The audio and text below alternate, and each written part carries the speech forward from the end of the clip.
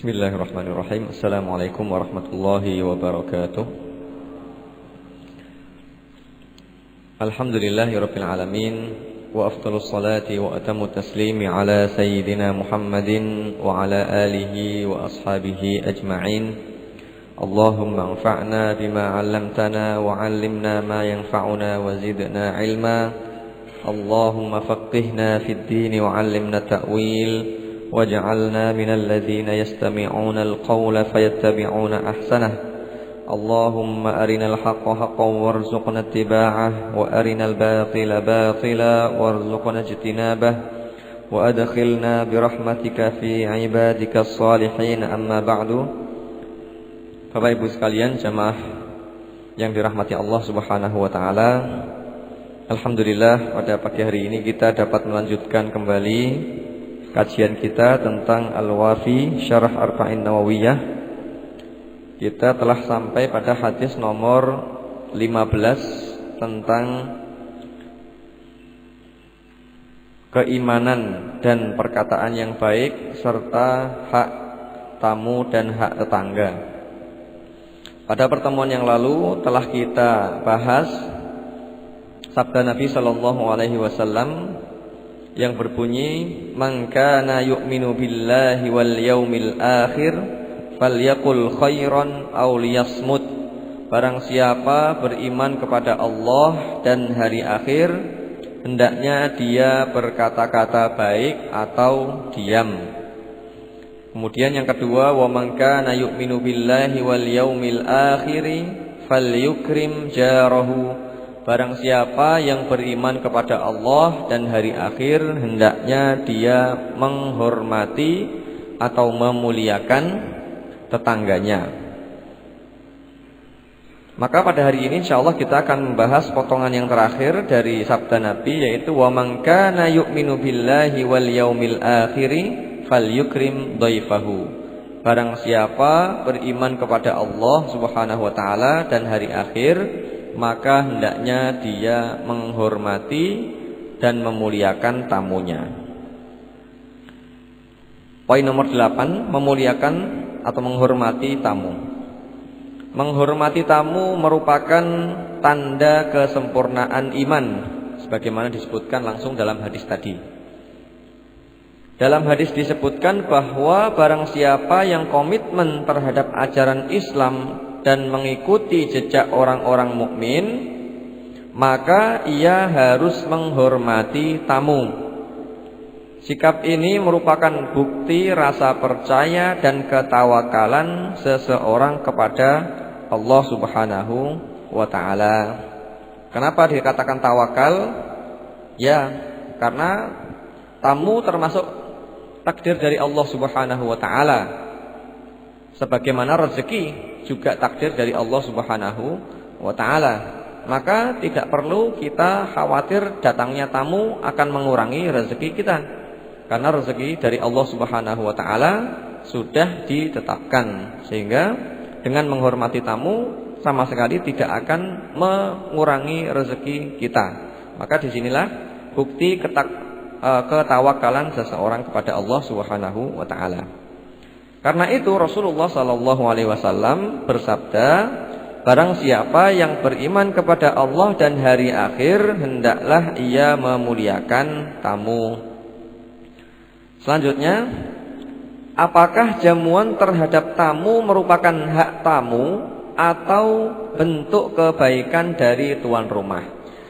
Setelah kita tahu bahwa kita dianjurkan untuk memuliakan tamu, sekarang pertanyaannya, apakah jamuan untuk tamu itu merupakan haknya tamu, yang berarti kewajiban kita untuk memberikan mereka kepada mereka, atau itu hanyalah kebaikan semata yang boleh kita berikan atau boleh tidak kita berikan? Nah, di sini ada satu permasalahan. Imam Ahmad dan Imam Laits berpendapat bahwa menjamu tamu adalah wajib selama sehari semalam. Berarti kalau begitu menurut beliau berdua, jamuan tamu itu adalah hak yang harus diberikan kepada tamu, tidak boleh ditahan. Artinya kalau ada tamu datang ke rumah kita, kita wajib untuk menjamunya, menyediakan keperluannya, setidaknya minum, ya. Kalau dia lapar kita berikan makan. Kalau dia sedang kemalaman, kita harus menyediakan tempat tidur atau tempat tinggal sehari semalam. Wajib kata Imam Ahmad dan Imam Laits. Hal ini didasari oleh hadis Nabi, hadis yang diriwayatkan oleh Imam Ibnu Majah bahwa Rasulullah SAW bersabda, menjamu tamu sehari semalam adalah kewajiban bagi setiap muslim. Ya. Lailatul dhaifi haqqun wajibun ala kulli muslimin. Ya, sehari semalam. Jelas di sini dikatakan wajibun ala kulli muslim, wajib atas seorang muslim. Hadis riwayat Bukhari. Bukhari dan Muslim juga meriwayatkan dari Uqbah bin Amir radhiyallahu anhu bahwa para sahabat Rasulullah sallallahu alaihi wasallam mereka berkata, "Wahai Rasulullah, sesungguhnya Engkau mengutus kami, lalu kami singgah pada sekelompok kaum yang tidak mau menjamu kami. Bagaimana pendapatmu?" Rasulullah sallallahu alaihi wasallam menjawab, "Jika kalian singgah pada suatu kaum dan mereka memberikan kepada kalian apa-apa yang seharusnya diberikan kepada tamu, maka terimalah. Jika mereka tidak melaksanakannya, maka ambillah hak kalian sebagai tamu yang seharusnya diberikan oleh mereka." Artinya apa? Di sini dapat kita pahami bahwa dahulu Rasulullah sallallahu alaihi wasallam mengutus sebagian sahabatnya ya ke suatu daerah dengan tujuan tertentu. Kemudian ada di antara sahabat itu yang datang ke suatu perkampungan, suatu kaum, tapi mereka tidak dijamu. Mereka datang ke rumah, kemudian ditolak, datang lagi ke rumah orang lain lagi, ditolak lagi. Tidak ada yang mau menjamu mereka. Maka kata Nabi apa? Kalau ada yang mau menjamu, silahkan terima. Tapi kalau tidak ada yang menjamu, maka ambillah hak kalian sebagai tamu yang seharusnya diberikan oleh mereka ya kepada tamu. Apa hak tamu? Tamu boleh menginap. Maka silahkan kalian tidur di kampung mereka. Ya, meskipun mereka tidak mengizinkan, karena memang itu adalah hak tamu yang harus diizinkan. Ya, maka sebagai tuan rumah juga harus tahu ini ada tamu datang, maka harus dilayani. Jangan sampai tamu datang kemudian dibiarkan terlantar di mana-mana. Maka kalau ada yang semacam itu, maka bagi tamu dia boleh menginap misalnya di depan rumah orang, ya, atau di tempat di dalam kampung itu selama memang memungkinkan, karena memang itu adalah haknya tamu. Kemudian kalau di situ ada sumur, bolehkah minum dari sumur itu? Boleh. Ya, karena memang haknya tamu dijamu. Sementara tidak ada yang mau menjamu, maka mau tidak mau dia harus mengambil dari sumur, kemudian dia minum air sumur. Ya, silahkan minum secukupnya karena itu adalah haknya tamu. Ini adalah yang disampaikan Nabi kepada para sahabatnya. Tentu saja tidak selayaknya ya sebagai tuan rumah memperlakukan tamu seperti itu. Ya, ada tamu datang kemudian tidak dijamu, tidak dipersilahkan masuk, tidak disambut, itu tidak termasuk bagian dari ajaran Islam. Islam sangat memuliakan tamu, tentu saja menyesuaikan kondisi tuan rumahnya. Ya, tuan rumahnya punyanya rumah sederhana, ya sudah ditempatkan di situ tidak masalah. Kemudian dia makannya biasa makan yang tidak terlalu enak, ya sudah hidangkan saja makanan yang ada. Ya. Juga berdasarkan hadis yang menjadi tema ya hadis ini, maka hendaklah ia menghormati tamunya. Gaya bahasa hadis ini berupa perintah, ya, hendaknya itu adalah perintah. Sedangkan perintah menunjukkan wajib. Ya, ini pendapat siapa tadi? Imam Ahmad dan Imam Laits. Adapun jumhur atau mayoritas ulama, mereka berpendapat bahwa menjamu tamu adalah sunnah. sehingga tidak wajib. Ya, sunnah itu merupakan suatu keutamaan akhlak, termasuk akhlak yang mulia dan bukan wajib. Ini didasari oleh sabda Rasulullah sallallahu alaihi wasallam yang bunyinya fal yukrim, maka hendaklah ia menghormati. Riwayat lain menyebutkan fal yuhsin, berlaku baiklah. Kedua ungkapan ini tidaklah menunjukkan wajib, karena ikram yaitu memuliakan atau ihsan berlaku baik termasuk albirru yaitu kebaikan dan akhlak yang terpuji. Artinya mayoritas ulama mengatakan bahwa menjamu tamu itu hukumnya sunnah, sebaiknya dilakukan supaya kita dapat pahala. Tapi seandainya dia tidak mau menjamu tamu, maka dia tidak berdosa. Ya, perbedaan pendapat di kalangan ulama. Kalau sudah seperti ini, maka sebaiknya kita keluar dari perbedaan pendapat, kita muliakan tamu sehingga permasalahan selesai. Sekarang berikutnya adab menerima tamu dan adab bertamu. Karena kita sebagai makhluk sosial, kadang-kadang kita itu menerima tamu, kita sebagai tuan rumah, ada kalanya juga kita bertamu, kita menjadi tamu. Maka perlu kita perhatikan adab-adabnya. Menghormati bisa dalam bentuk bersikap ramah. Sekarang bagi tuan rumah yang kedatangan tamu, bagaimana cara menghormatinya? Dalam bentuk bersikap ramah. Jadi tamu datang disambut dengan ramah. Jangan disambut seperti menyambut musuh. Disambut seperti menyambut orang yang dia sukai, orang yang dia cintai. Disambut dengan ramah. Waalaikumsalam warahmatullahi. Masya Allah, silahkan masuk, ada apa? Ya, dipersilahkan. Kemudian berbicara dengan baik, ya, dijaga berbicara dengan baik. Ini masuk ke dalam kategori yang pertama, falyakul khairan, hendaklah dia berkata yang baik. Kemudian bersegera menyajikan jamuan, jangan langsung diajak ngobrol, tapi disuruh duduk kemudian langsung diambilkan jamuan. Kenapa? Karena bisa jadi dia baru selesai perjalanan jauh, sehingga dia mungkin kelelahan, kecapean, kehausan. Maka setidaknya yang pertama kali dihidangkan itu adalah minuman. Ya, minuman disediakan terlebih dahulu. Khususnya kalau di daerah yang panas seperti Karanganyar ini di siang hari, kemudian ada datang tamu dari jauh, keringetan, kecapean, maka kita harus segera mengambilkan minum. Karena ini pasti kehausan. Ya, diambilkan minumnya. Nah ini, jadi menyegerakan jamuan. Jangan ditunda-tunda, diajak ngobrol, ditanya ke sana kemari sampai orangnya merasa sungkan. Akhirnya malah bilang, "Maaf, ada air putih." Nah, itu sampai kebangetan kalau seperti itu, ya. Termasuk menjamu dengan makanan yang ada atau lebih baik dari yang dimakan keluarganya. Artinya kalau memang tidak punya makanan lain, ya sudah, yang ada di situ apa? Lagi masak sayur asem, ya sudah, kasihkan sayur asem. Adanya cuma ikan asin, kasihkan ikan asin. Adanya cuma karak, ya sudah, kasihkan karak. Pokoknya yang biasa dimakan, yang di situ ada, disediakan untuk tamu, ya.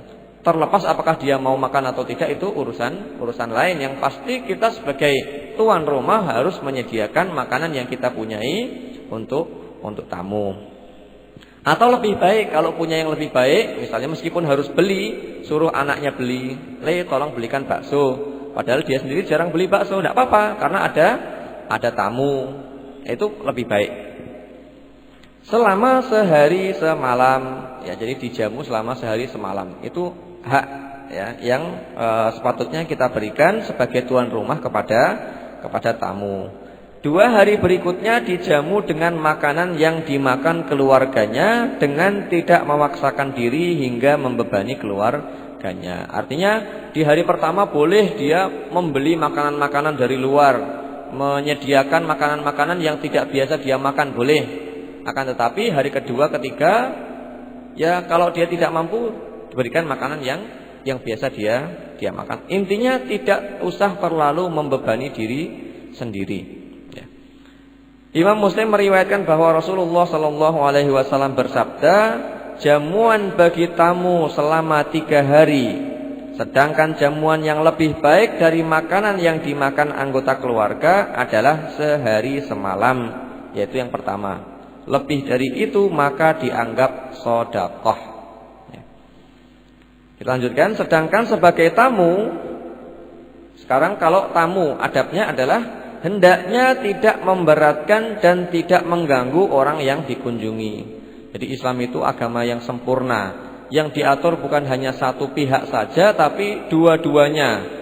Kalau tadi tuan rumahnya yang diatur adabnya, sekarang tamunya bagaimana? Yang pertama, sebagai tamu hendaknya tidak memberatkan atau tidak mengganggu orang yang dikunjungi. Meskipun orang yang dikunjungi diperintahkan untuk menghormati tamu, tapi tamunya juga harus tahu diri. Jangan bertamu di waktu-waktu yang tidak tepat. Kapan waktu yang tidak tepat itu? Ya misalnya bertamu sebelum subuh misalnya, ya. Orang sedang nyenyak tidur, ada yang sedang tahajud, ada yang sedang bermunajat, kemudian datang tamu, ya. Padahal dia bisa datang mungkin setelah subuh atau pagi harinya, lalu dia datang sebelum subuh. Ini tentu mengganggu, apalagi tengah malam ketika orang sedang istirahat. Tentu sangat mengganggu. Nah ini hendaknya dihindari. Kecuali kalau kita tahu bahwa orang yang didatangi itu tidak terganggu, ya, orang yang kita datangi tidak terganggu, entah mungkin karena sudah janjian terlebih dahulu atau karena kita sudah kenal dekat sehingga tahu kebiasaannya, maka tidak masalah. Tapi kalau kita tidak tahu, maka jangan mendatangi rumah seseorang di waktu-waktu yang tidak tepat, yaitu waktu istirahat. Ya, bisa siang kadang. Ya, setelah zuhur kadang waktunya orang istirahat, atau malam hari. Ya, termasuk memberatkan orang yang dikunjungi adalah menginap dari 3 hari. Ya, begitu juga kalau kita menginap di rumah orang, jangan mentang-mentang wah ini enak ini di jamu terus, kemudian dia kesenangan 3 hari, 4 hari, 5 hari, 6 hari, seminggu di rumah orang nggak pindah-pindah. Ini juga tidak baik. Ya, meskipun tuan rumahnya kelihatannya senang-senang saja, ya kan, tapi pasti dalam hatinya merasa terganggu. Ya, sedikit ataupun banyak pasti merasa terganggu. Maka kita sebagai tamu juga harus tahu diri.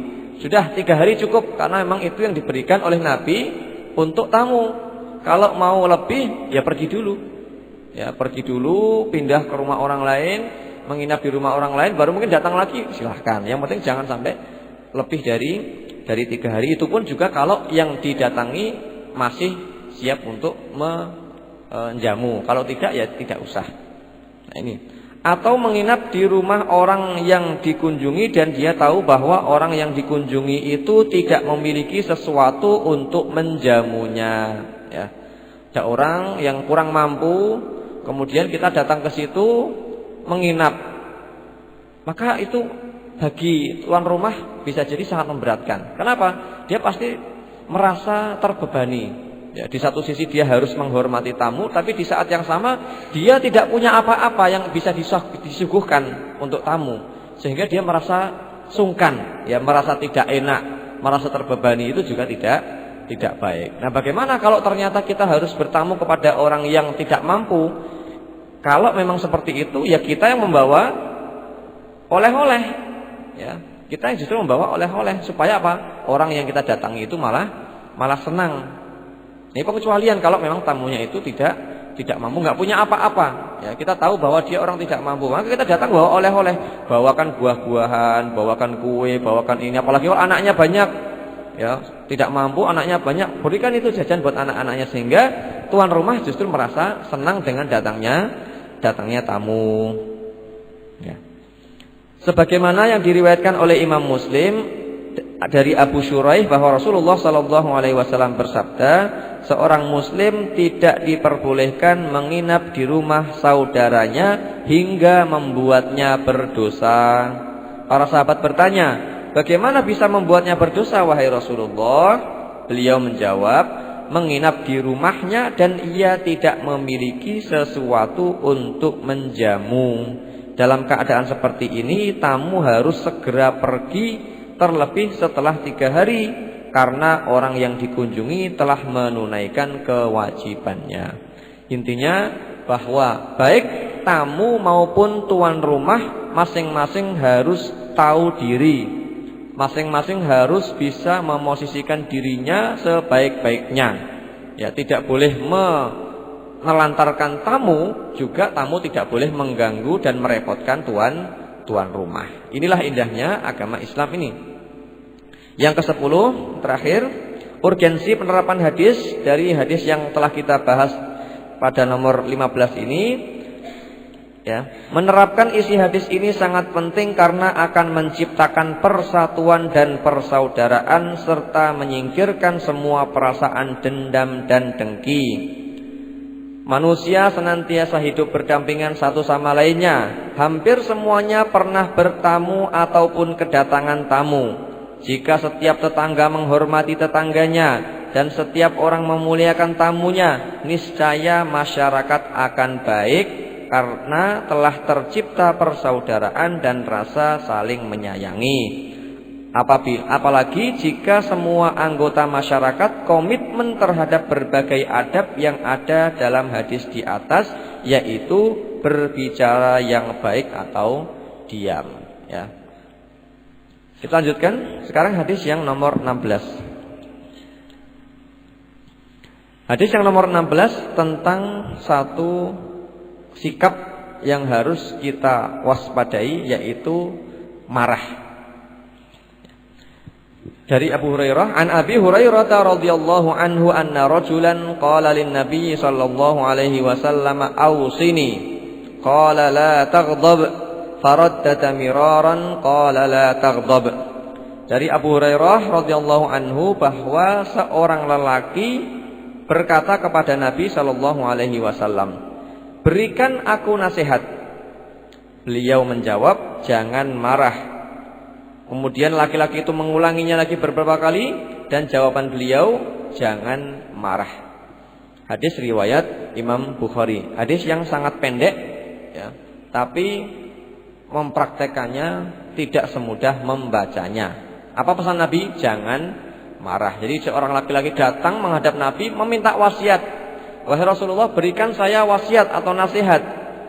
Maka nasihat Nabi cuma satu, jangan marah. Diulangi lagi, berikan lagi wahai Rasulullah. Jawaban Nabi sama lagi, jangan marah. Sampai berkali-kali orang itu bertanya, jawaban Nabi tetap sama, jangan marah. Ahamiyatul hadis Al-Jurdani berkata, hadis ini sangat penting karena menjelaskan dua kebaikan sekaligus, yakni kebaikan di dunia dan di akhirat. Lebih lanjut, lihat kembali hadis ke-13 yang telah lalu. Mufradatul hadis atau arti kata hadis, rajulan, seorang laki-laki. Ada riwayat yang mengatakan bahwa ia adalah Abu Darda. Imam Tabarani meriwayatkan bahwa Abu Darda berkata kepada Rasulullah sallallahu alaihi wasallam, "Ya Rasulullah, tunjukkanlah kepadaku satu amalan yang bisa membawaku ke surga." Ini riwayat lain yang menjelaskan hadis ini. Rasulullah sallallahu alaihi wasallam bersabda atau menjawab, "Jangan marah maka kamu akan mendapatkan surga." Ada juga yang mengatakan bahwa laki-laki tersebut adalah Jariyah ibnu Qudamah radhiyallahu anhu, sebagaimana Imam Ahmad meriwayatkan bahwa Jariyah ibnu Qudamah berkata kepada Rasulullah sallallahu alaihi wasallam, "Ya Rasulullah, katakanlah kepadaku satu perkataan dan persingkat perkataan itu agar aku bisa memahaminya." Rasulullah sallallahu alaihi wasallam menjawab, "Jangan marah." Ia mengulangi pertanyaan berulang-ulang dan setiap pertanyaan dijawab oleh Rasulullah sallallahu alaihi wasallam, "Jangan marah." Tidak masalah seandainya pertanyaan seperti ini diajukan kepada Nabi sallallahu alaihi wasallam oleh lebih dari satu orang. Artinya, perbedaan riwayat ini tidak mempengaruhi sama sekali status hadis tersebut. Bisa jadi memang kejadian itu berulang-ulang, dialami oleh orang yang berbeda-beda, atau bisa jadi juga dialami oleh orang yang sama, hanya saja yang menceritakan berbeda. Ya, ada yang mengatakan fulan, ada yang mengatakan fulan, sesuai dengan apa yang dia ketahui. Ya, dua kemungkinan itu bisa terjadi sehingga tidak masalah seandainya ada dua riwayat yang menyebutkan dua sahabat yang berbeda.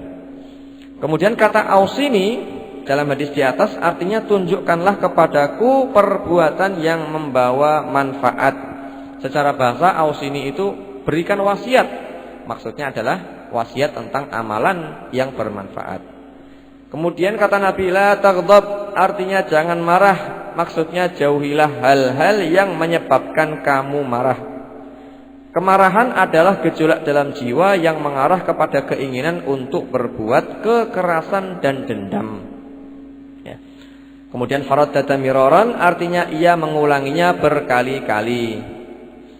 Fikul hadis kandungan hadis yang pertama, akhlak seorang muslim. Dari hadis ini kita mendapatkan pelajaran bahwa seorang muslim adalah orang yang memiliki akhlak yang terpuji, berhias dengan kesabaran dan rasa malu, berpakaian tawadhu dan sayang kepada sesama.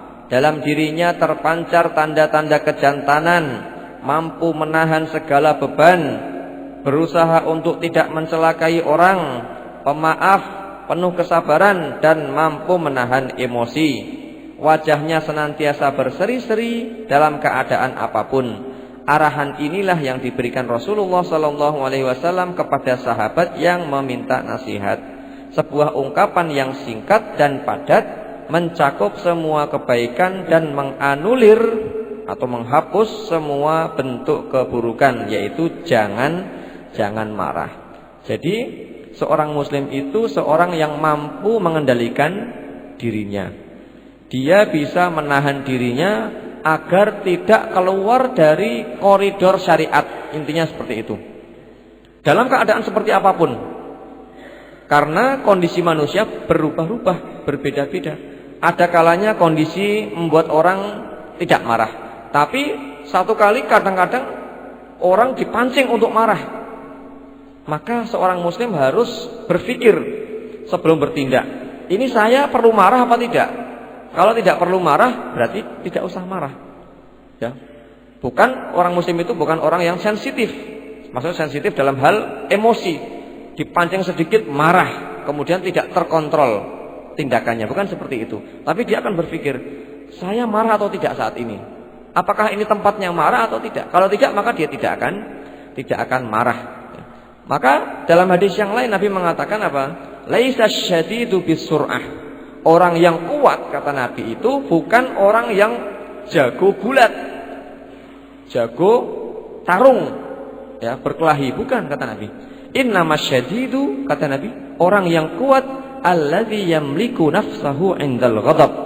Orang yang mampu menahan dirinya ketika dia sedang marah. Ya, sedang dipancing emosinya, dia marah, tapi dia bisa menahan dirinya. Sabar. Ya, sabar. Jangan bertindak di luar koridor syariat. Dipanas-panasi kupingnya, dia tetap sabar. Karena ini bukan tempatnya marah. Ya. Sehingga dia bisa menahan dirinya.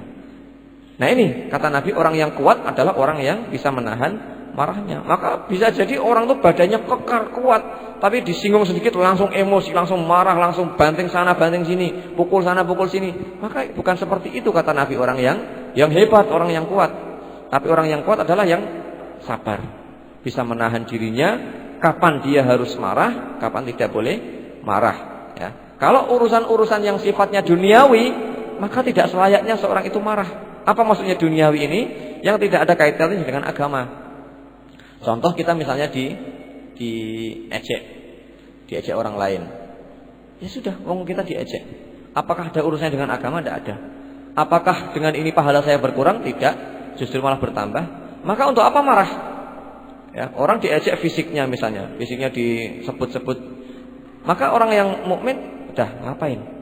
Atau mungkin bisa jadi di tengah jalan ditantang sama orang, ya. Ayo kalau berani kita berdua senggel. Dia berpikir, kalau saya senggel berdua nanti saya mati apa? Ya, mati syahid apa mati sangit? Ya, kalau saya mati syahid, siap. Orang mukmin tidak takut mati. Makanya mujahidin tidak takut mati. Karena mereka tahu itu mati syahid, ya. Menghadapi orang-orang kafir, orang-orang Israel, mujahidin di Palestina itu. Mereka berani kenapa? Jelas. Tapi kalau saya berkelahi dengan orang ini nanti justru saya masuk neraka malah repot. Maka tidak mau dia. Ya. Maka dalam hadis yang lain ketika Nabi menjelaskan tentang orang yang berpuasa, ketika diajak berkelahi, dia mengatakan inni shaim, saya berpuasa. Ya, dia nggak mau membatalkan puasanya dengan berkelahi itu. Nah, ini contoh. Artinya apa? Kadang-kadang seorang muslim dipanas-panasi seperti itu. Ya, dipancing emosinya, maka dia harus bisa mengendalikan dirinya. Apakah ini tempatnya untuk marah? Tidak. Ya, karena ini masalah pribadi, tidak ada kaitannya dengan agama. Tapi kalau urusannya agama, nah baru orang muslim marah. Itu pun juga tidak sembarangan marahnya, terkontrol marahnya orang muslim. Ya, tidak kemudian dilampiaskan begitu saja tanpa ada kendali, tidak.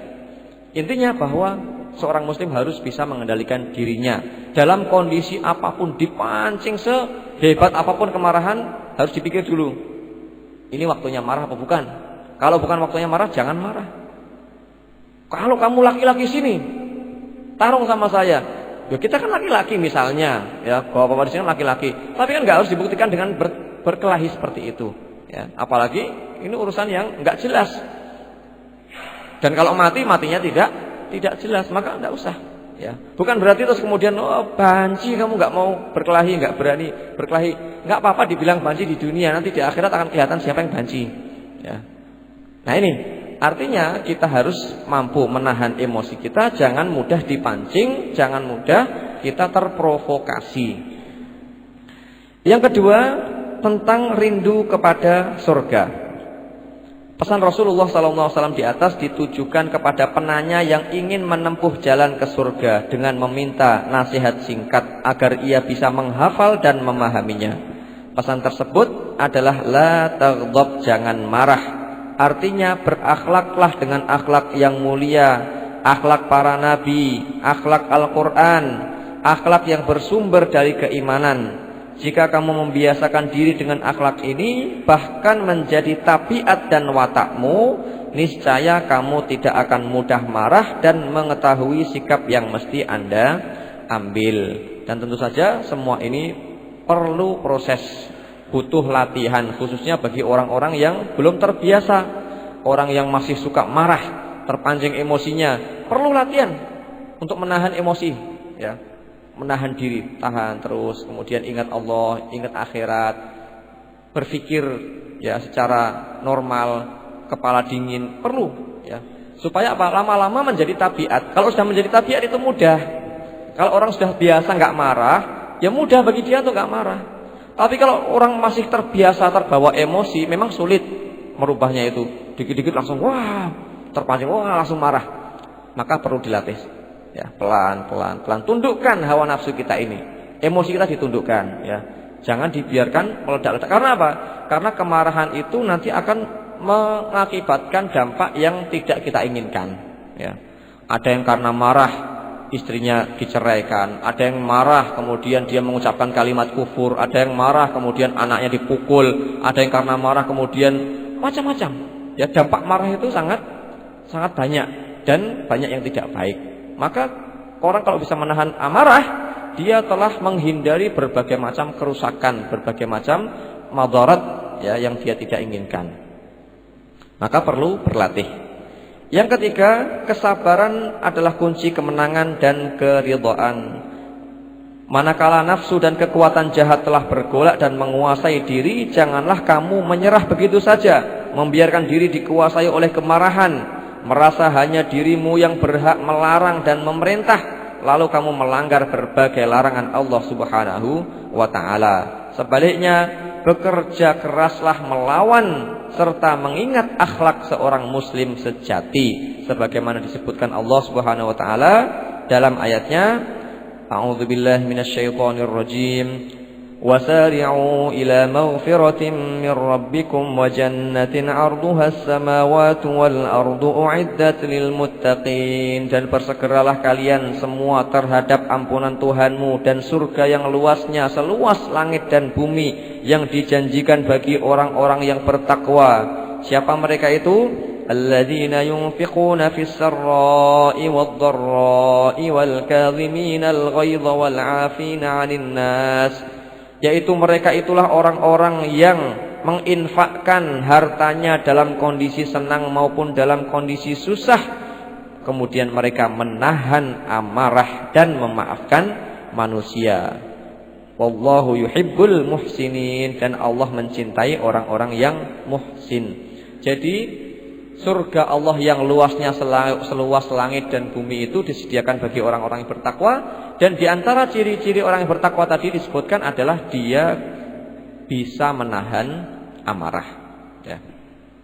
Maka ada suatu kisah, seorang majikan punya seorang pembantu. Suatu hari pembantunya ini membawa air, ya, membawa air, segentong air. Kemudian tanpa sengaja dia jatuh, kemudian gentongnya itu menimpa kaki si majikannya. Ya. Maka otomatis, ya, yang namanya majikan melihat pembantunya ini sembrono, mungkin begitu pikirannya, sehingga jatuh airnya menimpa kakinya. Dia otomatis akan marah. Tapi si pembantu ini pinter, dia ingat ayat ini. Maka dia kemudian membaca ayat ini, wal kadhiminal ghaiz, dan orang-orang yang menahan amarah. Maka dia kemudian ingat, ya. Ini majikannya juga bukan majikan sembarangan, majikan yang soleh. Mendengar ayat itu dia langsung, sudah, saya tidak marah. Kemudian dilanjutkan sama si pembantunya itu, wal afina 'anin nas, lanjutannya, dan orang-orang yang memaafkan manusia. Dia malah lagi disindir, ya sudah, saya maafkan kamu. Dilanjutkan lagi, wallahu yuhibbul muhsinin, dan Allah mencintai orang-orang yang berbuat baik. Ya sudah, kalau begitu sekarang kamu saya bebaskan. Ya, jadi budaknya itu dibebaskan sehingga tidak lagi menjadi budak. Nah, ini merupakan kisah yang menarik, ya, di mana dua orang soleh, ya, menerapkan salah satu aturan dari Allah Subhanahu wa taala. Yang satu budaknya yang juga pintar berdalil, pintar membaca Al-Quran. Yang satu juga majikannya yang bisa menahan amarah. Dibacakan ayat Al-Quran langsung, oh iya, afwan, saya sedang marah, maka saya tahan marah saya. Coba kalau kita begitu, bisa nggak kira-kira? Pas lagi mau marah dibacakan wal kadhim, apa? Wah, nggak usah baca Quran, sok suci, wah, malah jadi. Nah, ini kita harus berlatih, ya, pelan-pelan. Dahulu para sahabat itu luar biasa. Para sahabat Nabi luar biasa. Bukan berarti sahabat Nabi itu nggak pernah marah, pernah. Ya, pernah, sering bahkan. Tapi sahabat Nabi ketika langsung diingatkan dengan ayat Al-Qur'an, mereka langsung luluh marahnya. Ya, diingatkan dengan ayat Al-Qur'an, langsung mereka hilang kemarahannya. Ini yang membedakan para sahabat dengan kita. Kalau kita marah, diingatkan dengan apapun tidak mempan. Ya, karena kita belum ngerti masalahnya, belum ngerti tentang ayat Al-Quran, belum ngerti tentang ajaran Islam yang sebenarnya. Tapi para sahabat, mereka ketika diingatkan dengan ayat Al-Quran, dia sadar, ini siapa yang ngomong ini? Ayat Al-Quran ini bukan sembarangan, Allah yang berfirman, yang memberikan nasihat. Sehingga langsung diterapkan. Kemudian kisah yang lain misalnya tentang kemarahan juga. Suatu hari Abu Bakar As-Siddiq dahulu punya seorang anak angkat, ya, anak yang selalu dirawat, diberikan nafkah setiap hari. Kemudian ketika terjadi sebuah fitnah besar yang menimpa istri Nabi, yaitu Sayyidah Aisyah difitnah berzina, wal'iyadzubillah, padahal sama sekali tidak pernah berzina, maka si anak angkat Abu Bakar As-Siddiq ini ikut-ikutan menuduh Sayyidah Aisyah berzina. Kemudian Abu Bakar As-Siddiq marah dan mengatakan, demi Allah saya tidak akan lagi memberikan kamu nafkah. Ya.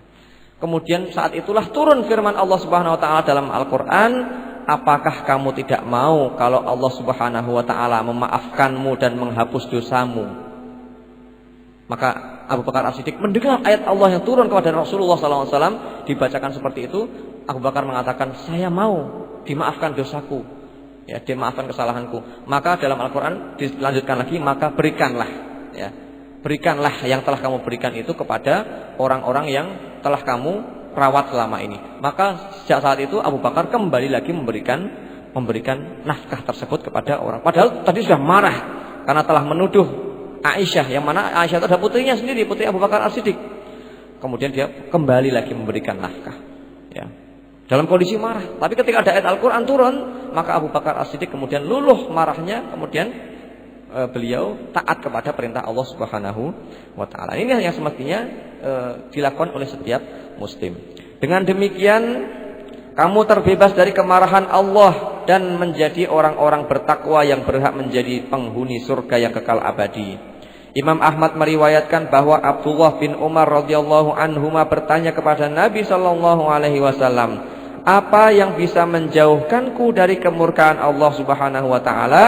Maka Rasulullah sallallahu alaihi wasallam menjawab, "Jangan marah."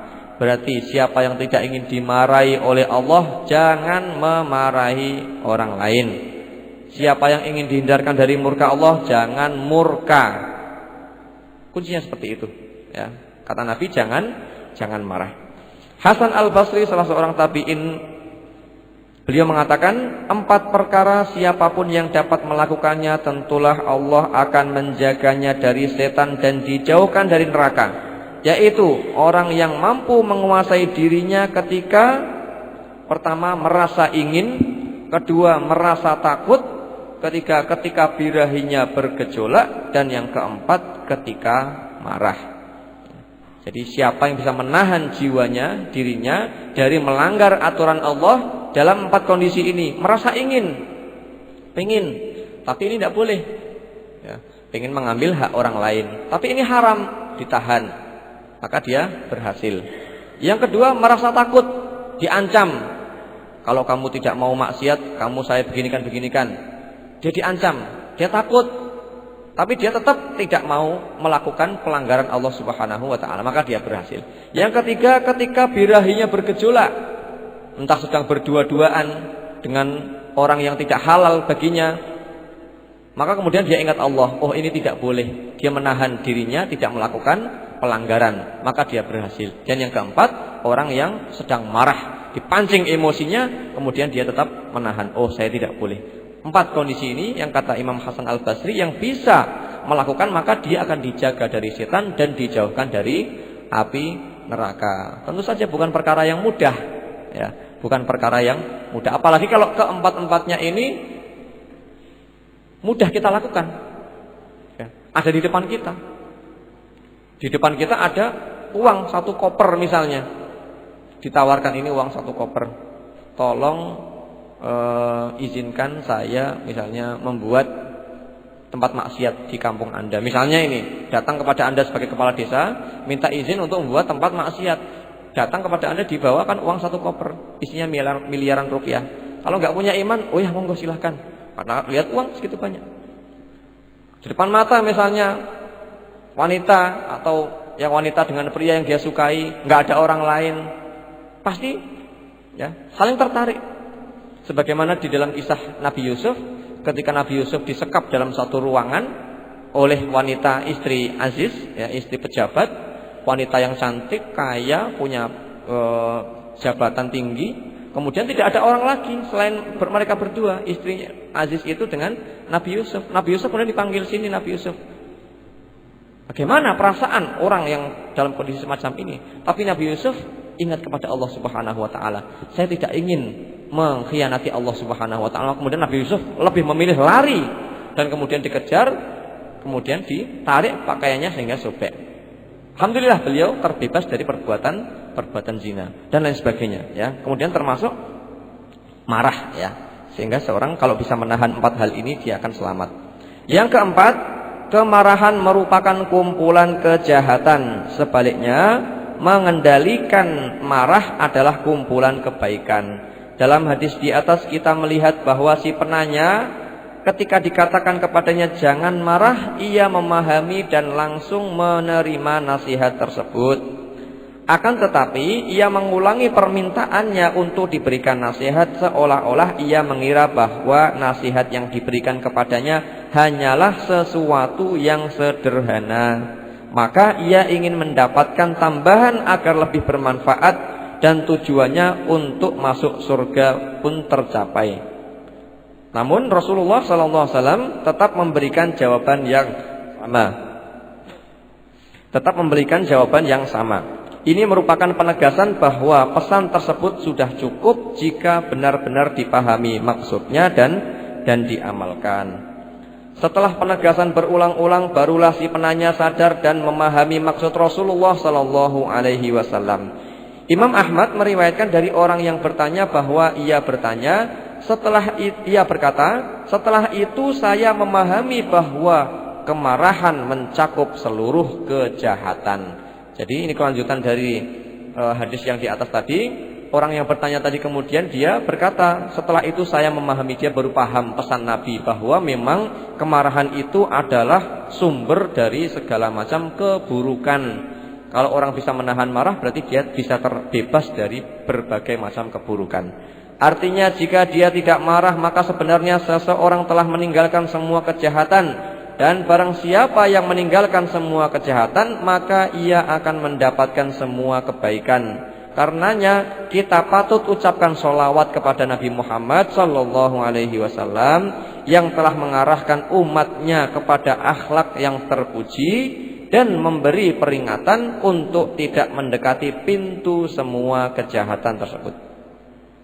Diriwayatkan dalam sebuah hadis bahwa seorang laki-laki bertanya kepada Rasulullah sallallahu alaihi wasallam, perbuatan apakah yang paling mulia? Rasulullah sallallahu alaihi wasallam menjawab, akhlak yang terpuji, yaitu janganlah kamu marah meskipun kamu mampu melampiaskan amarahmu. Artinya apa? Artinya ketika seseorang mampu melampiaskan amarah tapi dia menahan, itulah marah yang benar, ya. Dia marah bisa melampiaskan karena dia punya kekuatan, punya wewenang, tapi dia menahan diri, maka itulah ya tindakan yang benar. Lalu bagaimana marah yang tidak mampu dilampiaskan? Ya bisa jadi misalnya seorang bawahan marah kepada atasan, mau apa lagi? Kan nggak bisa apa-apa, ya. Tapi kalau seorang atasan marah kepada bawahan kemudian dia tidak melampiaskan amarah itu, nah inilah yang perbuatan terpuji.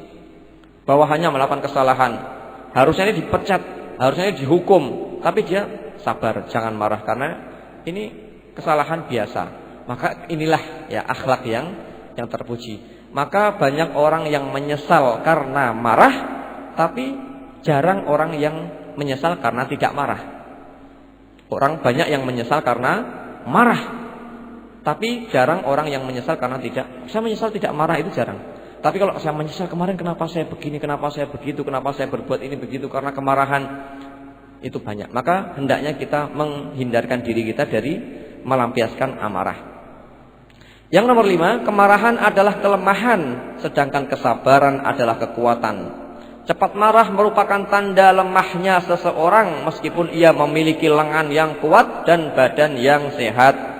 Imam Bukhari Muslim meriwayatkan dari Abu Hurairah bahwa Rasulullah SAW bersabda, orang yang kuat bukanlah karena jago dalam bergulat. Orang yang kuat adalah orang yang mampu menguasai dirinya ketika marah. Selanjutnya yang keenam adalah dampak kemarahan. Marah adalah akhlak yang tercela, tabiat yang buruk dan senjata yang membahayakan. Jika seseorang terperosok dalam amarah, maka akan berdampak negatif bagi diri dan masyarakatnya. Yang pertama, dampak negatif bagi dirinya sendiri. Ini bisa bersifat fisik, akhlak dan ruhiyah. Ya, dampak negatif ini bisa bersifat fisik, akhlak dan ruhiyah. Anda akan dengan mudah mengetahui hal ini manakala Anda membayangkan orang yang tengah marah. Maka Anda akan melihat wajah, ya, warna kulitnya itu berubah, tekanan darahnya naik, badannya gemetar, gerakannya kacau, suaranya meninggi, mulutnya mengucapkan kata-kata yang keras, membentak, mencaci, dan boleh jadi dia mengucapkan kata-kata yang diharamkan yang kadang bisa mengeluarkan seseorang dari Islam.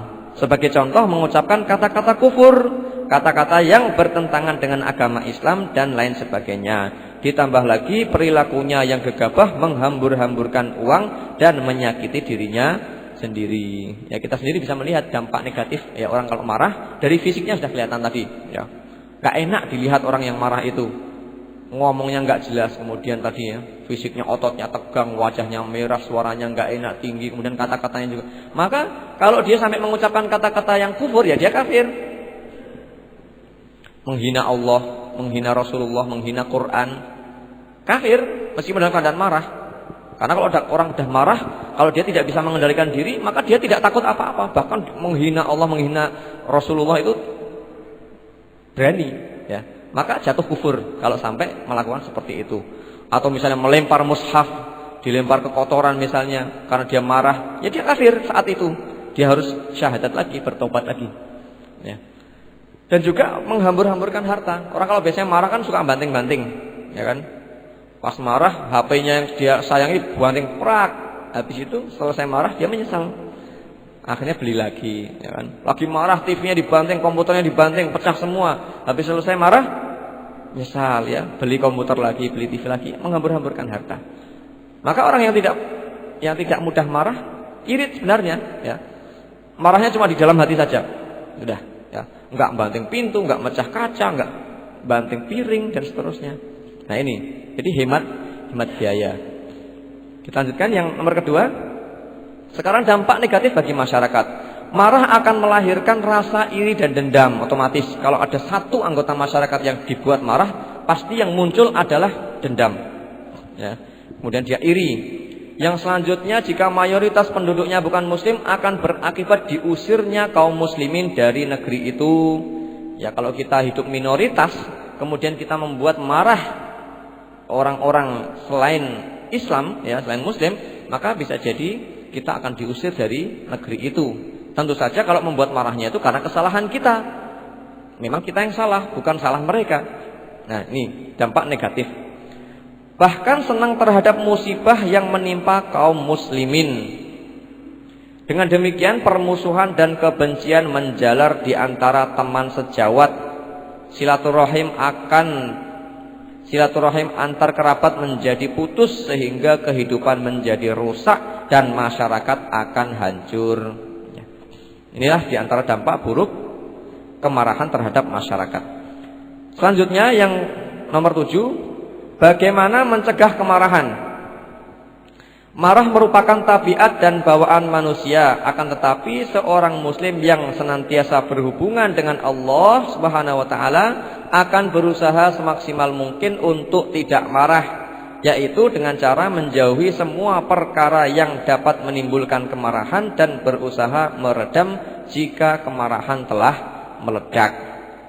Sekarang di antara cara mencegahnya kita harus tahu penyebabnya. Penyebab kemarahan. Penyebab kemarahan sangat banyak dan bervariasi. Di antaranya yang pertama adalah sombong. Orang kalau sombong itu mudah marah. Apa itu sombong? Dia merasa tinggi, merasa besar, merasa hebat. Dan orang sombong biasanya karena apa? Banyak. Bisa karena hartanya dia kaya kemudian dia sombong. Kalau sudah sombong pasti mudah marah. Atau karena ilmunya bisa jadi dia merasa pintar, kemudian dia sombong, maka orang yang sombong mudah untuk marah. Maka sifat sombong ini harus kita hilangkan dari diri kita sendiri, ya. Harus kita hilangkan. Tidak ada yang pernah menjamin bahwa kita adalah lebih baik daripada orang lain. Kenapa kita harus sombong? Dan sombong adalah sifat dari setan. Iblis dikeluarkan oleh Allah dari surga gara-gara sombong. Yang kedua, merasa tinggi hati. Ya, hampir sama dengan sombong. Membanggakan diri, sama. Menghina orang lain, ini juga bisa menyebabkan kemarahan. Banyak bercanda, suka perdebatan, melakukan perkara-perkara yang sebenarnya tidak bermanfaat. Kemudian ambisi untuk mendapatkan harta dan kedudukan yang lebih. Semua ini adalah penyebab-penyebab kemarahan, maka hendaknya kita menghindarkan diri dari hal-hal tersebut, ya. Khususnya masalah-masalah duniawi. Orang kalau sudah cinta dunia, maka dia akan lebih mudah untuk marah, ya. Gara-gara tidak mendapatkan bagian harta warisan yang semestinya dia marah. Ya, padahal sudah sesuai dengan syariat Islam, tapi dia kurang puas.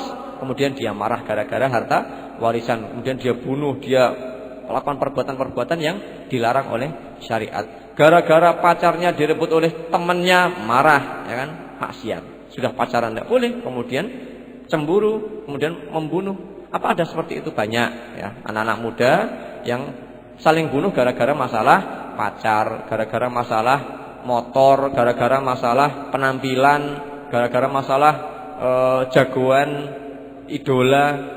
Ya, anak-anak zaman sekarang kan luar biasa.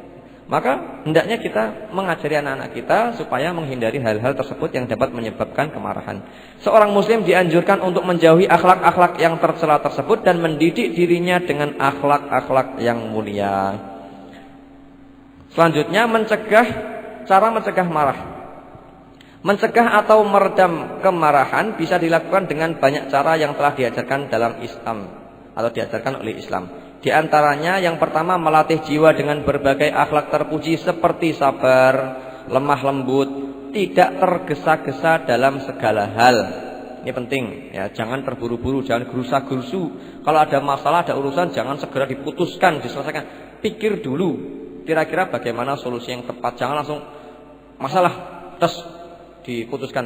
Jangan dipikir dulu, jangan-jangan keputusan ini kurang tepat. Ya, perlu musyawarah dulu dengan orang-orang yang lebih tahu ya. Karena apa? Ketergesa-gesaan akan menimbulkan kemarahan dan lain sebagainya.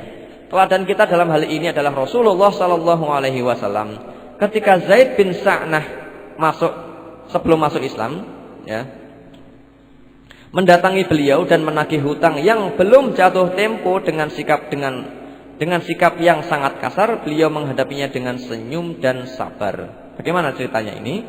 Jadi ini ada seorang laki-laki sebelum masuk Islam, ya dia masih musyrik.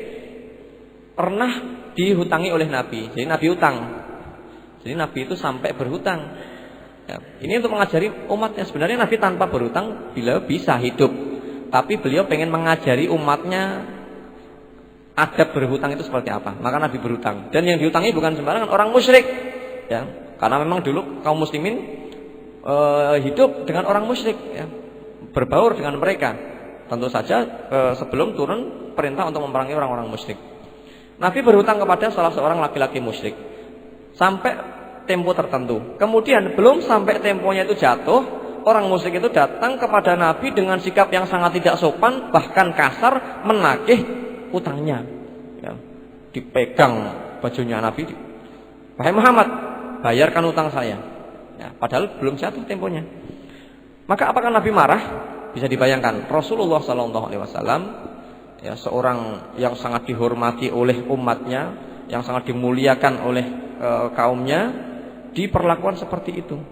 Saat itu ada Umar bin Khattab.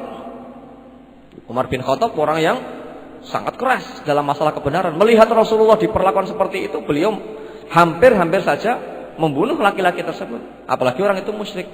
Tapi apa yang dilakukan oleh Nabi? Nabi mendapatkan perlakuan seperti itu. Apakah beliau marah? Ternyata sama sekali beliau tidak marah. Beliau hanya tersenyum saja. Ya, tersenyum saja. Kemudian apa? Beliau melarang Umar yang menghardik laki-laki tersebut seraya berkata, "Hai Umar, aku dan dia tidak membutuhkan sikap seperti ini. Lebih baik kamu menyuruhku melunasi hutangku dan menyuruhnya menagih hutang dengan baik." Nabi tidak marah sama sekali. Justru malah menasihati Umar yang sudah hampir meledak kemarahannya itu, hampir diluapkan. Setelah itu beliau melunasi hutangnya, bahkan jumlahnya melebihi hutangnya semula sebagai imbalan dari hardikan yang diterima dari Umar. Jadi Umar saat itu mengeluarkan pedangnya, kemudian mengatakan, "Wahai Rasulullah, izinkan saya bunuh laki-laki ini." Ya, langsung bilang begitu Umar. Maka Nabi Muhammad bilang, "Umar, tidak usah begitu, masukkan lagi pedangmu." Kemudian orang laki-laki tadi karena tahu Umar mengeluarkan pedang, dia gemetar juga. Maka karena gemetar itu Nabi kemudian memberikan tambahan uang, ya. Ini utangku, kemudian ini saya tambah lagi gara-gara kamu tadi gemetar ditakut-takuti oleh Umar bin Khattab. Ditambahi lagi, kemudian laki-laki tadi pergi. Coba kita bayangkan, ya, dalam kondisi seperti itu Rasulullah sama sekali tidak marah. Padahal jelas-jelas yang salah orang itu, menagih hutang belum waktunya dengan cara yang sangat tidak sopan, dan yang ditagih adalah Rasulullah, orang yang paling mulia. Coba kalau kita, ya, misalnya kita sebagai seorang bupati, orang gubernur, presiden misalnya, digitukan sama rakyatnya, pasti kita langsung masukkan, bereskan orang ini, ya. Kalau orang zaman sekarang, tapi Nabi tidak sama sekali. Justru Nabi menegur sahabatnya, "Umar, jangan takut-takuti." Ya. Inilah luar biasanya Rasulullah SAW. Akhirnya sikap Rasulullah ini menyebabkan atau menjadi penyebab masuknya Zaid bin Sa'nah ke dalam Islam. Ya. Laki-laki tersebut akhirnya melihat betapa mulianya akhlak Nabi, dia masuk Islam. Selanjutnya, mengingat-ingat dampak dari marah. Ya, cara mencegah kemarahan adalah mengingat-ingat dampak dari kemarahan, keutamaan meredam amarah dan keutamaan memaafkan orang yang berbuat salah. Allah Subhanahu wa taala berfirman, dan orang yang bisa meredam amarah dan memaafkan orang lain, dan Allah mencintai orang-orang yang berlaku ihsan. Ali Imran ayat 134. Imam Ahmad, Abu Dawud, Imam Tirmidzi dan Imam Ibnu Majah meriwayatkan bahwa Rasulullah sallallahu alaihi wasallam bersabda, barang siapa yang menahan amarah dan ia sebenarnya mampu untuk meluapkannya, maka pada hari kiamat kelak ia akan dipanggil Allah di hadapan semua makhluknya, lalu ia disuruh memilih bidadari yang ia inginkan. Ya. Dalam riwayat Ahmad disebutkan, tidaklah seseorang menahan amarah karena Allah kecuali rongganya akan dipenuhi dengan keimanan. Dan dalam riwayat Abu Dawud disebutkan, Allah akan memenuhi perutnya dengan ketenangan dan keimanan. Maksudnya memenuhi dadanya, memenuhi jiwanya dengan keimanan dan ketenangan. Jadi kalau kita mau marah, ingat-ingat dampak dari kemarahan itu.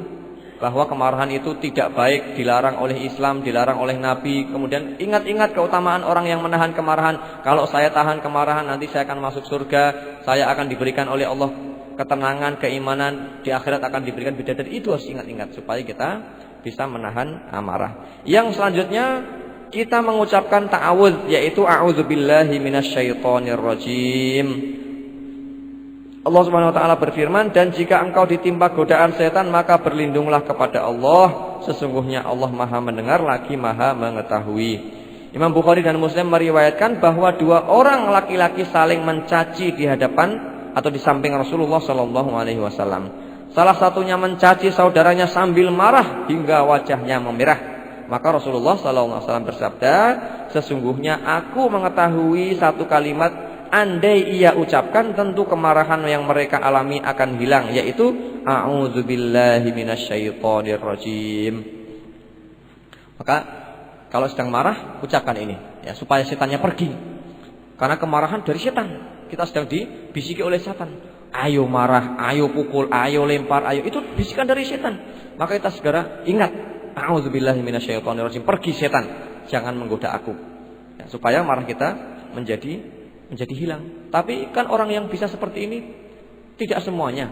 Ya. Siapa yang masih ingat membaca a'udzubillah ketika marah? Tentu orang yang sudah mengetahui perintah dari Allah ini. Ya. Selanjutnya mengubah posisi. Sudah baca a'udzubillahi minasyaitonirrajim kok masih marah, masih emosi terus, rubah posisinya. Imam Ahmad dan Abu Dawud meriwayatkan bahwa Rasulullah SAW bersabda, jika salah seorang di antara kalian marah dan dia berdiri, maka duduklah. Marah berdiri, duduk. Kenapa? Karena kalau duduk itu lebih sulit untuk marah. Berbeda kalau berdiri. Maka biasanya orang kalau duduk sedang marah pasti dia berdiri. Ya toh? Kalau orang sedang duduk, kemudian terus kemarahannya muncul, dipanas-panasi, dia pasti kan berdiri. Kenapa? Karena berdiri lebih mudah untuk meluapkan kemarahan. Maka sebaliknya kita harus membalikkan lagi. Kalau kita sedang berdiri, duduk. Ya, coba ayo marah-marah sambil duduk, ayo. Ya. Kalau ada orang marah, kita harus sabar mas. Ayo kita duduk dulu. Ya, coba sambil duduk. Nanti berkurang marahnya. Jangan dilanjutkan sambil berdiri, nanti mudah dia melampiaskan. Sabar, duduk dulu, ya kan. A'udzubillahi minasyaitonirrajim. Ya, pasti akan berkurang marahnya. Karena kemarahan akan hilang. Jika belum hilang maka berbaringlah. Ya, masih marah, berbaring. Ya toh. Belum hilang lagi, tidur. Belum hilang lagi, bangun tidur. Wudu, sholat. Biasanya kalau bangun tidur hilang marahnya insya Allah. Ya. Tapi kalau masih belum hilang lagi, wudu, kemudian sholat 2 rakaat. Belum hilang lagi, baca Quran. Terus ya kita lakukan upaya-upaya itu supaya kemarahan hilang. Hal ini dikarenakan posisi berdiri lebih mudah untuk meluapkan dendam. Lain halnya dengan duduk ataupun berbaring. Coba orang marah-marahan sambil berbaring pasti nggak enak, ya kan? Orang marah kok sambil berbaring itu nggak enak. Mau mukul juga nggak nyaman. Tapi kalau berdiri nyaman. Maka dibalik posisinya supaya marahnya hilang. Yang selanjutnya menghentikan bicara. Kalau ada orang marah, jangan langsung disambut omongannya. Karena apa? Yang terjadi justru akan semakin besar kemarahannya. Seperti api yang disemprot dengan minyak. Bukan malah padam, tapi justru malah tambah besar. Jadi kalau ada orang marah, diam dulu. Habiskan dulu marahnya itu biar cepat habis. Ya, baru kemudian mulai. Sudah selesai? Sudah. Ada yang mau sampaikan lagi? Wadah. Wah. Sudah selesai? Sudah mau apa kamu? Nah, gini. Coba dengarkan saya, tolong dengarkan saya. Nah itu. Insya Allah nggak akan tambah marahnya. Tapi kalau baru ngomong, oh nggak begitu.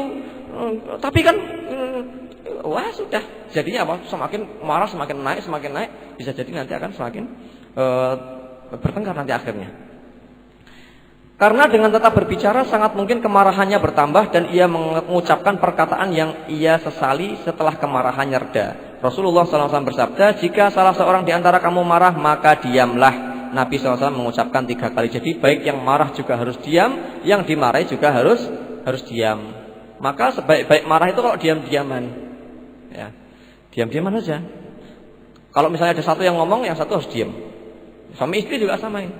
Kalau ibunya lagi marah, ya istri lagi marah, wah. Bapaknya jangan nyaut. Diam ya Pak ya.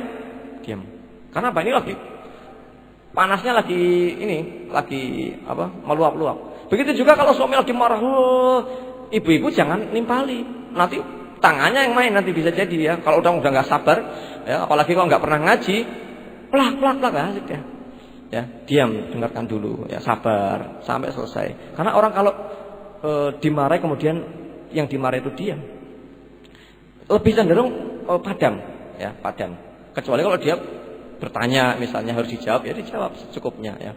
Intinya kita minimalisir pembicaraan itu supaya tidak sampai menyebabkan kemarahan semakin besar. Ini tadi kata Nabi apa? Jika kamu marah maka diamlah. Yang selanjutnya berwudu, karena pada dasarnya kemarahan adalah api yang membara dalam diri manusia, maka air akan memadamkan api tersebut. Rasulullah SAW bersabda, sesungguhnya kemarahan pada dasarnya adalah bara yang sedang membakar di dalam hati anak Adam, yaitu manusia.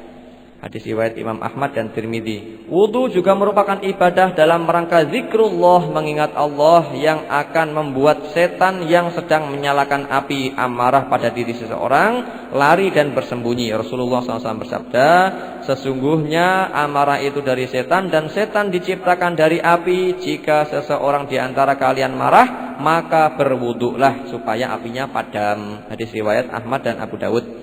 Yang kedelapan, marah karena mencari keridhaan Allah. Ini adalah marah yang khusus yang diperbolehkan, yaitu karena mencari ridha Allah Subhanahu wa taala. Jadi ada kalanya seorang muslim juga harus marah. Kapan?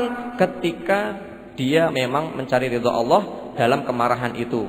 Kapan itu terjadi? Nah ini, marah yang harus dijauhi oleh setiap muslim adalah marah yang didasari dendam dan bukan untuk membela ajaran Allah Subhanahu wa taala. Adapun marah untuk membela agama Allah atau membela kehormatan seorang muslim yang diinjak-injak, maka marah seperti ini adalah marah yang terpuji. Allah Subhanahu wa taala berfirman, perangilah mereka, niscaya Allah akan menyiksa mereka dengan perantara teman-temanmu, dan Allah akan menghinakan mereka dan menolong kamu terhadap mereka, melegakan hati orang-orang beriman dan menghilangkan kemarahan mereka. Dalam riwayat Bukhari disebutkan bahwa Rasulullah SAW lebih pemalu daripada seorang gadis dalam pinangan. Ini Nabi. Jika beliau melihat sesuatu yang tidak disukai, maka kami bisa mengetahui dari wajahnya. Jadi Nabi itu kalau marah kelihatan dari wajahnya. Kelihatan diam, tidak suka. Itu sudah marahnya Nabi seperti itu. Ya. Kalau berkaitan dengan hal-hal yang duniawi, ya, beliau tidak sukanya sudah kelihatan dari wajahnya. Tapi kalau sudah berkenaan dengan hak-hak Allah Subhanahu wa taala, maka luar biasa beliau marah ya. Dalam riwayat lain disebutkan bahwa Rasulullah SAW tidak pernah marah. Namun jika larangan Allah dilanggar, maka tidak ada sesuatu pun yang dapat meredam kemarahannya. Contohnya seperti apa? Contohnya suatu hari ada seorang wanita mencuri. Wanita ini namanya Fatimah, dari keluarga Makhzum, sehingga dikenal Fatimah al-Makhzumiyah. Keluarga yang sangat terhormat, terpandang di masyarakat, mulia. Tapi anaknya mencuri. Maka kemudian mereka meminta putusan kepada Rasulullah. Rasulullah, bagaimana ini hukumannya? karena pencuriannya sudah melebihi nisab, maka Nabi mengatakan potong tangannya yang kanan. Dalam Islam begitu, potong tangannya. Kemudian orang-orang mulai resah, ya. Ini gimana nih, anaknya orang terhormat masa dipotong tangannya? Nanti malu. Ini keluarga Makhzum, ini keluarga besar, keluarga terhormat di Mekah. Ini kalau sampai malu kita, ya gimana nanti anak orang terhormat mencuri? Maka kemudian mereka minta keringanan, tapi nggak berani langsung kepada Nabi. Disampaikan lewat salah seorang sahabat yang dicintai oleh Nabi, yaitu Usamah bin Zaid. Usamah bin Zaid sampaikan ke Nabi, tolonglah minta keringanan, masa dipotong? Kalau bisa ditebus dengan uang, ditebus nggak apa-apa, tapi jangan dipotong tangannya. Ini masalahnya tangan ini putri orang terhormat ini. Lalu datanglah Usamah bin Zaid kepada Nabi menyampaikan masalah tersebut. Tahu seperti itu Nabi justru marah besar. Ya, Nabi marah besar. Kemudian Nabi mengatakan, ya Zaid, atashfa'una fi haddin min hududillah? Apakah kalian ingin meminta keringanan dalam masalah hudud? Ya, batasan-batasan Allah Subhanahu wa taala. Lalu Nabi melanjutkan, wallahi, seandainya demi Allah, seandainya yang mencuri itu adalah Fatimah bintu Muhammad, yang mencuri itu Fatimah bintu Muhammad, anakku sendiri, laqata'tu yadaha, saya akan motong tangannya sendiri. Maka Nabi tidak memberikan keringanan. Di situ Nabi marah. Tapi marahnya karena apa? Karena ini aturan Allah, kok mau dirubah-rubah? Tidak bisa.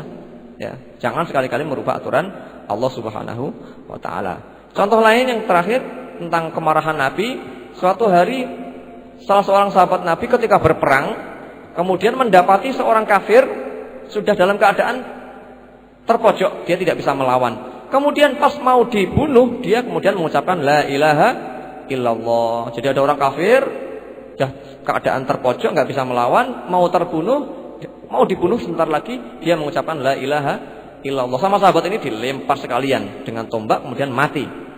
Kemudian cerita ini sampai kepada Nabi Shallallahu Alaihi Wasallam. Mendengar itu Nabi sangat marah. Nabi sangat marah, dimarahi orang itu. Kenapa kamu bunuh dia setelah mengucapkan la ilaha illallah? Dia berusaha menjawab, tapi dia karena takut, wahai Rasulullah, dia takut senjata. Nabi sama mengucapkan, kenapa kamu bunuh dia setelah mengucapkan la ilaha illallah? Diulang lagi, kenapa kamu bunuh dia setelah mengucapkan la ilaha illallah? Apa yang nanti akan kamu jawab di hadapan Allah Subhanahu wa taala? Saya nggak mau tanggung jawab. Nabi marah besar. Sampai-sampai sahabat itu mengatakan, seandainya saya baru masuk Islam saat itu. Ya, karena saking takutnya, seandainya beliau baru masuk Islam saat itu sehingga tidak punya dosa lagi. Nah, ini marah-marahnya Nabi yang memang pada tempatnya. Ya, berkenaan dengan hak-hak Allah Subhanahu wa taala. Yang kesembilan, orang yang marah bertanggung jawab atas perbuatannya. Ini sekarang dampak kemarahan. Jika di saat marah seseorang merusak harta orang lain, maka ia harus menggantinya. Jika ia membunuh seseorang dengan sengaja dan dengan penuh permusuhan, maka ia layak mendapatkan kisos atau dibalas bunuh. Jika ia mengucapkan perkataan yang menunjukkan kekufuran, maka dia jatuh kafir, ya, maka dia dianggap murtad sampai dia bertobat kembali. Jika bersumpah, maka sumpahnya sah dan harus dilaksanakan. Dan jika mengucapkan tolak atau cerai, maka ia benar-benar telah menceraikan istrinya. Maka khususnya bagi bapak-bapak, ya, kalau diancam dengan perceraian, ya harap sabar. Ya. Kadang-kadang kalau istri sudah marah itu kan, ceraikan saya, wah gitu. Misalnya kalau ada yang seperti ini, soal di sini tidak ada, di luar kan, enggak ngaji, banyak seperti itu. Maka bapak-bapak harus sabar, ya, sabar, jauh, nggak usah terpancing ya. Mas, kalau kamu laki-laki ceraikan saya, wah. Kita kan laki-laki nggak perlu bukti seperti itu, dan laki-laki bukan berarti harus seperti itu. Maka sabar, karena kalau marah kemudian dia katakan itu, jadi sudah, ya. Meskipun nanti menyesal, saya tadi marah, saya tadi nggak sadar, khilaf, sudah berlalu, itu hukumnya sudah berlaku, tidak bisa diralat lagi. Nah ini, jadi dia bertanggung jawab atas perbuatannya. Yang ke-10, hadis ini mengisyaratkan semangat yang tinggi seorang muslim untuk selalu mendapatkan nasihat, mengetahui sisi-sisi kebenaran dan senantiasa menambah pengetahuan dengan ilmu yang bermanfaat. Yang nomor 11, hadis ini mengisyaratkan untuk sedikit berbicara dan banyak bekerja dan memberi pelajaran dengan keteladanan yang baik. Alhamdulillahirabbil alamin. Mudah-mudahan yang kita dapatkan ini bisa membawa manfaat bagi kita di dunia dan di akhirat. Amin ya rabbal alamin. Wassallallahu ala sayyidina Muhammadin wa ala alihi wa sahbihi ajma'in. Walhamdulillahirabbil alamin. Wassalamualaikum warahmatullahi wabarakatuh.